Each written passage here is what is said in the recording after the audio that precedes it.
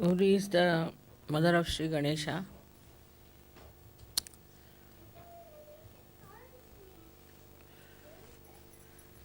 And she produced Shri Ganesha because she was having a bath, and to protect her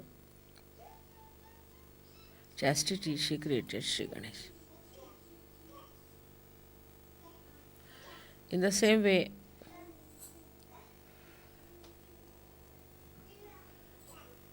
Kundalini is the Gauri, and we have got Ganesha sitting in the Muladhara chakra. So we have Muladhara as the abode of the Gauri, of Kundalini. And the protection of the Kundalini is done by Shri Ganesha.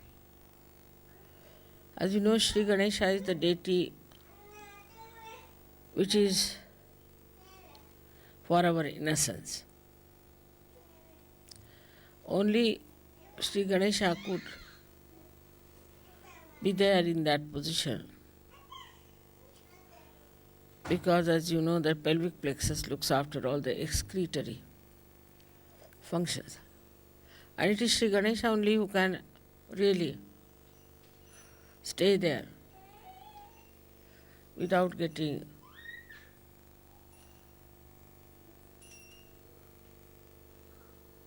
dirtied by the surroundings. He's so pure, he's so innocent.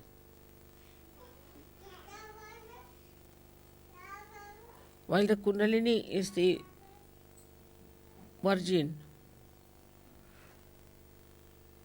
mother of Sri Ganesha. People have started talking against Mary by saying that there was something wrong. How could a virgin get a child? Because we do not understand it is God. And in the area of God, anything is possible. They're above all these things. And they can create anything. And in any way, Ganesha had to be born out of a virgin because he was so pure.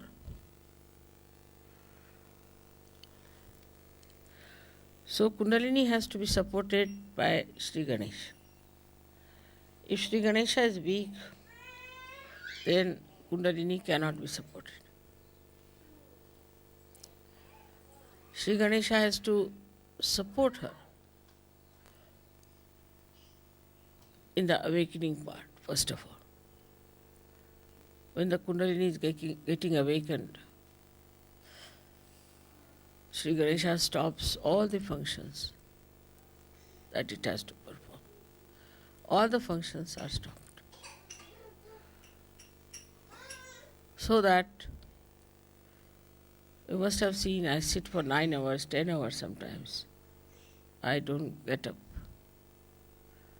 Because all functions of Sri Ganesha, everything stops when the Kundalini is rising. She is fully supported and looked after by Sri Ganesha.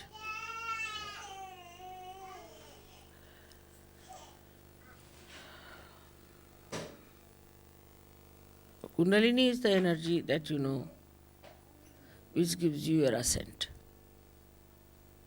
But it's a virgin energy. It's an energy that is detached. It doesn't get attached to any center, to any function. Only one function it has to do is to slowly and steadily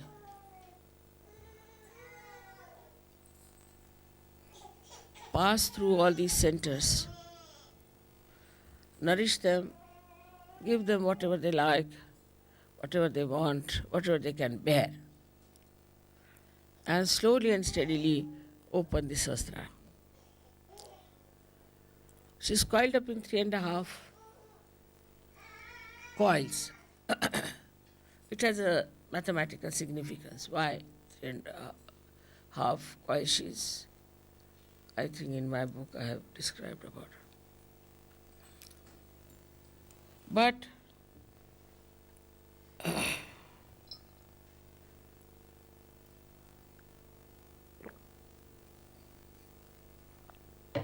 though she's a virgin energy, still she's so wise, so sensible, so loving, and so caring that when she rises, she doesn't give any complications to you.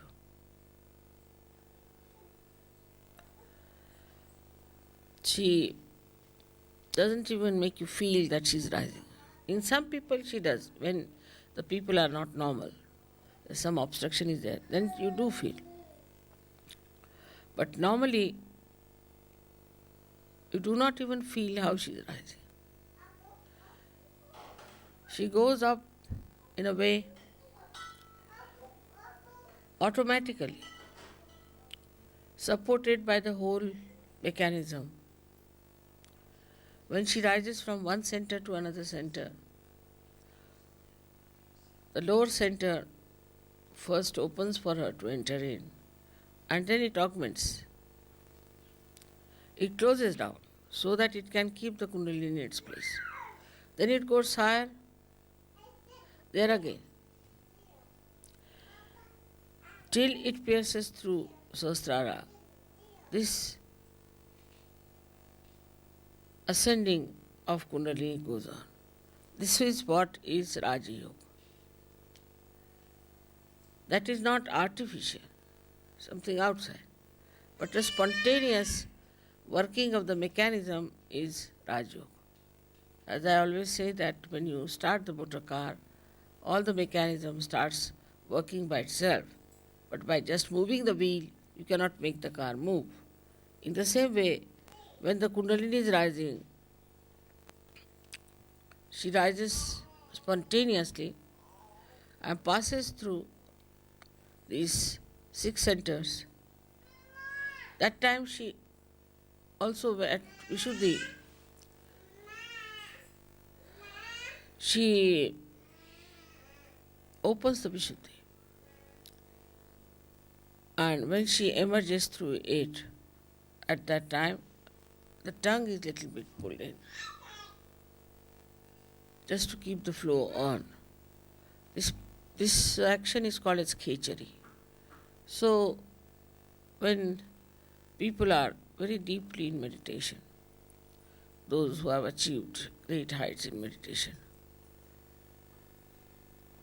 they find suddenly they get into khechari situation, or we call it mudra. In that state, as if some nectar starts flowing from your palate. If you move your tongue upward like that, you will feel the cool coming down your tongue. And try that.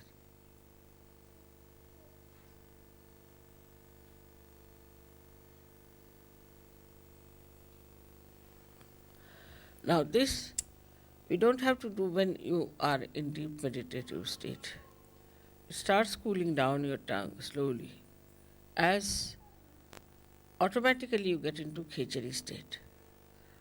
As far as Sahajogis are concerned today, there are very few who really feel that way. The reason is we do not meditate. We do not pay attention to our realization also. We talk about it quite a lot in the West, especially we discuss it more than to do something about it. We have to meditate every day, just like washing our hands or just like cleaning our teeth. We have to in the morning time meditate, and also in the evening we have to meditate. We have to meditate both the times. Otherwise we cannot rise, we cannot grow. Just to think that we are realized souls, we do not become. This cleansing has to be done every day, in and out. And this is why none of the experiences which are described are felt sometimes in Sahaja Yoga, and people ask, Mother, how is it we don't feel the khichdi? Because your attention is not also there where it should have been. So one has to try to meditate in such a manner that this working of the Kundalini is facilitated. The chakras are cleansed out, and ultimately you are in a state of meditation. It's not a question of how to go into meditation.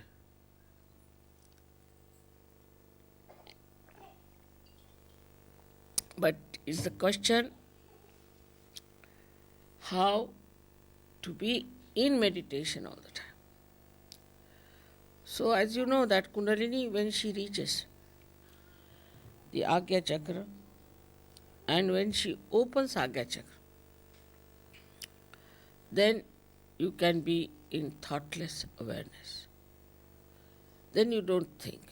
Thinking just stops. You watch everything, just watch. But you do not get involved into what you are watching, but you just watch. And that watching itself gives you the growth within. Think of the tree which is, say, in a turmoil or during earthquake. It won't grow. When the earthquake stops, everything becomes quiet, everything is peaceful, then only the tree can grow. In the same way, our growth can only take place if we are peaceful within ourselves.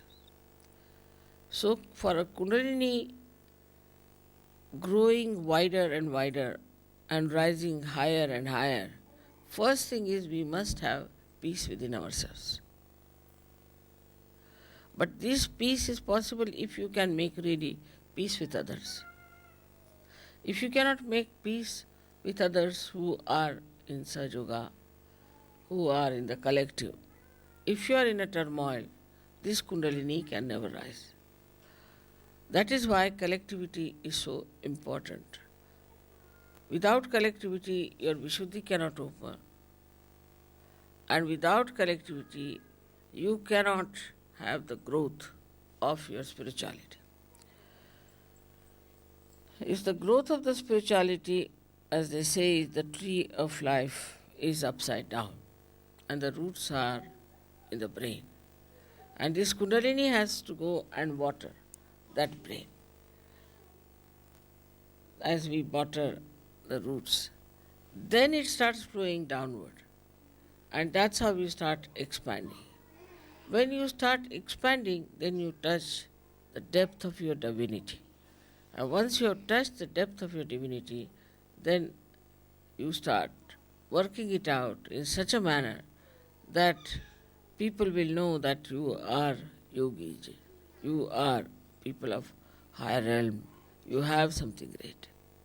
It is not how many times you read something, it's not how many times you talk about Sahaja Yoga, it's not even how many times you just go on reciting names, but how many times from your heart your pure desire is to ascend. If this pure desire cuts upon you, then the first thing and the last thing you will do is to meditate. You can't do without it. Even if you try, you can't do without it. If you will sleep without meditating, you think, oh, I have not meditated. Not out of guilt, but I have missed something. I have missed something. That should happen to us. So this power of Gauri has to be respected because she is our mother.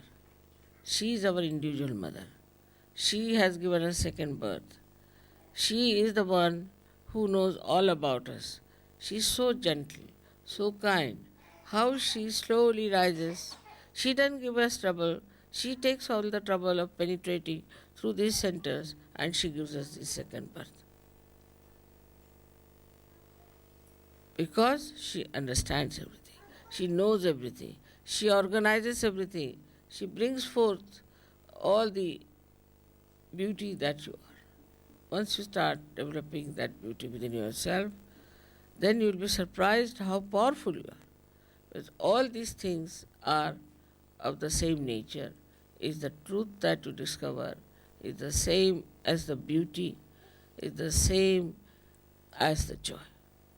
You don't have to think that joy is separate, truth is different, beauty is different. Because we are not yet at that point, we just take one facet. But once we reach that point, then the whole thing seems to be one.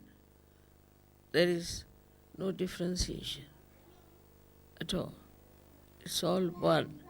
Many facets of a diamond, but it's one diamond. And that diamond is yourself, your spirit. So today is a very great day. We have to thank our mother, our Kundalini, the Gauri, for giving us realization, and to know that we have to every time awaken her. Every time we have to expand her, and every time to worship her, so that we always keep our realization intact and keep our ascent intact. It is this ascent which is going to transform all the human beings. So you have to pray to her that keep us pure, make us pure. She purifies you. Her job is to purify your chakras. So please purify us, make our hearts clean, our minds clean, everything clean, and ultimately keep our connection forever and ever lasting, so that we feel this beautiful power of God's love flowing through us. For that, whatever is necessary, we will do. We'll be very much in the collective, we'll sacrifice anything, and also we'll try to be very sensible. We'll try to spread Sahaja Yoga, because when you spread Sahaja Yoga like a tree, then the depth will grow also. But it has to be done with the same beauty as the awakening of the Kundalini.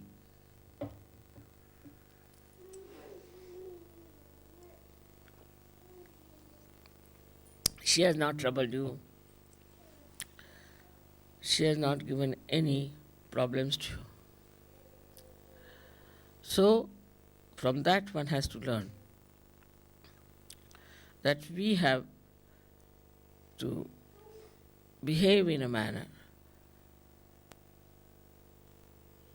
the way Kundalini is so gentle, so sweet, so nice, so effective, and she brings our life to some meaning. She completes the meaning of our life. She completes our desires, and she takes us to a point where we start seeing the whole thing, the whole universe as one, all human beings as one. She gives us collective consciousness. All this work is done by Kundalini alone. Of course, if she does not go to any chakras and does not awaken any deity, we cannot even have the fruits of those chakras being awakened. So it is all her work, all her ascent, all her understanding and wisdom which has given us this beautiful state that we call ourselves as yogis. So I would request you all to pay attention to your Kundalini. Try to raise her all the time. See that you get your vibrations. Also see that not only that you get your vibrations all right, but also for others you have a different attitude. Do not criticize others. Do not say anything about how wrong they are, but just see how right they are and what good they are capable of. She is a virgin and still so wise. In the same way, we have to be very wise, very sensible. We cannot afford to waste our time now, because we have to save the whole world, and it is our responsibility. If we do not now work out even our own chakras, we cannot help anyone. So first of all, we must work out our own chakras, and then we can help the whole world.